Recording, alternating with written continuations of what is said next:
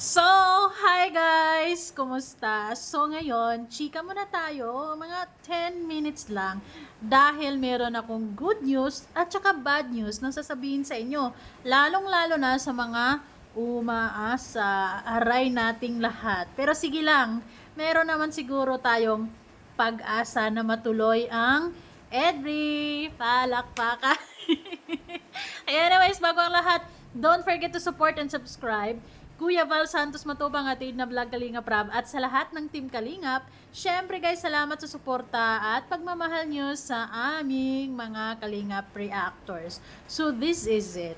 Why I have this feeling na para bang spoiled tayo sa ating cravings. Ano yun?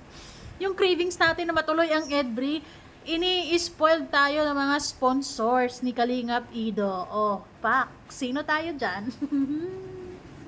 Pero yun nga lang, parang may duda ako eh. Parang may duda ako sa sarili kong ano, chika.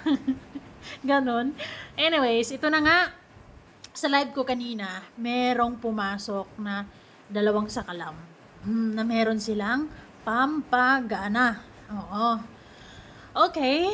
So, basahin na muna natin kung ano ba to.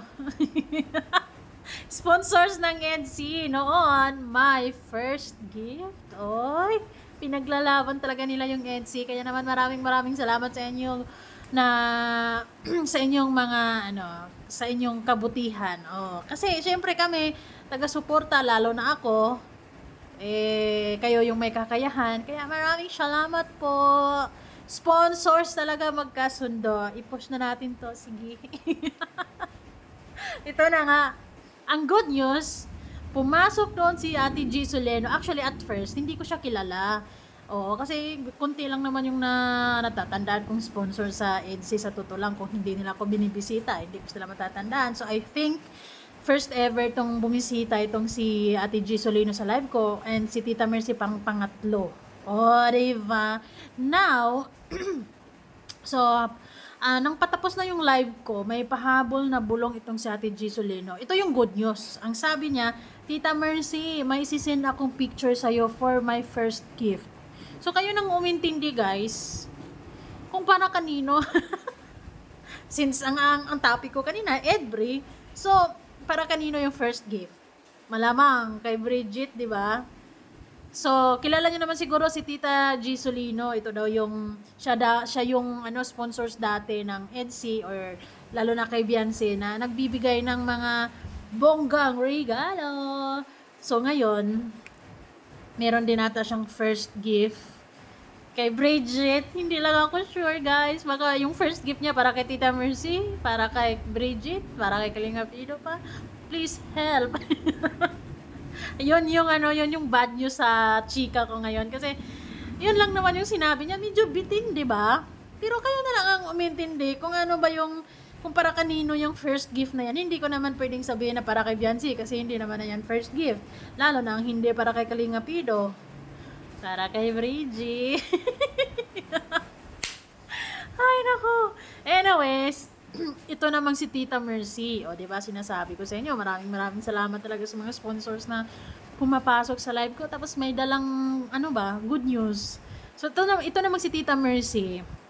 Di ba, nababalitaan nyo naman. Na sinabi niya mismo sa live ko din na siya ang mag-sponsor sa patiket. Ay, hindi.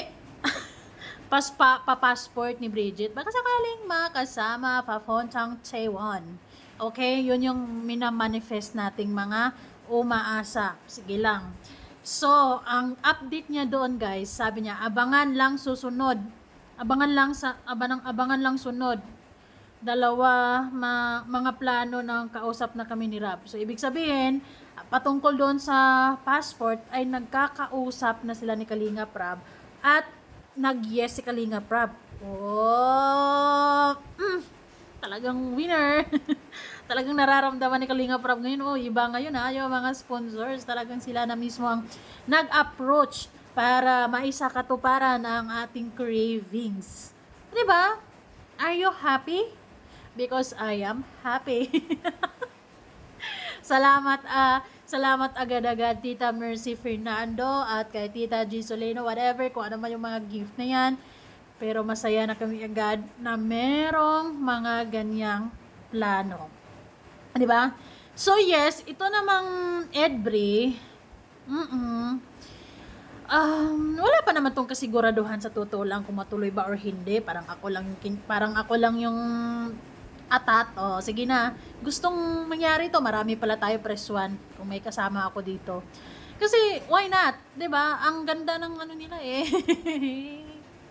Parang ang ganda ng mga mabubuo nilang pangarap. Hala, bakit umabot sa pangarap? Eh, guest lang nga ni si Kalinga Pido. Kayo naman, masyado kayong seryoso. Regardless kung ano mang mabubuo nilang dalawa, nasa kanilang dalawa na yun. Diba? Nasa tamang edad na nga ni sila, kaya alam na nilang magplano sa buhay nila. Bahala na sila, ganun lang yun. Ako, bilang reactor, support lang ako. Diba? Lalo na pagdating sa mga kilig-kilig na to, sige lang. Kaysa naman ma-focus ako sa issue, no. Kasi, mas gusto ko nang sumaya. Ang bigat sa dibdib kapag lagi na lang issue yung dinadala natin sa araw-araw eh. At para bang, sige na nga. Okay, depende naman yun sa atin. Depende naman yun sa inyo kung ano ang pupukusan nyo, kung ano ang bet nyo sa kilig or sa issue. It depends on you. Nagkataon lang talaga na ako, dito na ako sa masaya. I have this feeling na matuloy talaga tong Egypt eh. Willing to wait ako hanggang ilang buwan. Kahit next year pa i-announce ni Kalinga Prab na, oh sige, tuloy na yung Egypt next year. Oh, okay lang, di ba? So, masaya lang ako kasi yung mga sponsor sa totoo lang, magkakasundo sila sa plano na to. Plano. Hindi sa dalawang ito. Para bang, oh, sige, push natin yung kaligayahan ni Kalinga Pido. Wow, kaligayahan talaga ni Kalinga Pido or kaligayahan natin? Talaga ba? Pero bakit? Isipin ba natin magiging malungkot si Kalinga Pido kung sakali mang umuo sa Edbri, di ba? Malamang masaya din yan. Masaya siyang makatulong because charity vlogger nga ni. Oh yes, of course, di ba? Ang sarap lang sa feeling na tinotolerate nila tayo eh. Yung para bang yung kagustuhan natin na mangyari ang Edbri ay para bang ano ba? Anong tawag niyan? Yung pinupush nila, yung talagang may gumagawa ng paraan para mangyari. Imagine niyo, merong mga planong pa dinner, pa lunch, firing, ano pa ba? Oh, bahala na si Kalinga Prab dyan kasi siya naman yung direktor kung ano pa mga plano niyang pag-guest si Kalinga Pido. Eh, di ba? Hi! So, syempre, ako naman, masaya lang talaga ako sa mga nalalaman ko, sa mga balibalita. Maraming salamat sa mga sponsors na sumama sa live natin. Yon, kay Tita G. Solano, kay Tita Mercy. At maraming salamat din sa mga viewers natin na talaga namang nandyan every time na nagla-live tayo at masaya sila kahit umaasa lang tayo na sana matuloy ang Edbri na para meron na tayong mapanood. Para bang bored na yung mga person na gusto na nilang magmarathon, Kalinga Prab. Gusto na nilang magmarathon. Ay.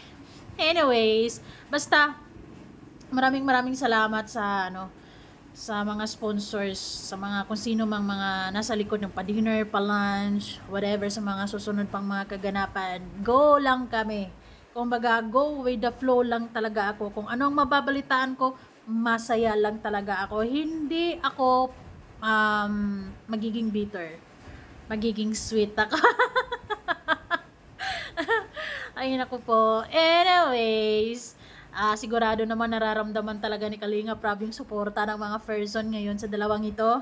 Kalinga Prab, nasa sa inyo ang beat. Hawak mo ang beat. Sige na nga. Pero sa totoo lang guys, nasa sa inyo ang beat. Ayun namang mga fans kasi yung magpupush niyan eh. Diba? Kaya paramdam nyo ni Kalinga Prab na this is the one. Para kay Kalinga Fido. O, di ba? Malay natin. So, ayun lamang guys. Salamat sa inyong lahat. Comment down below.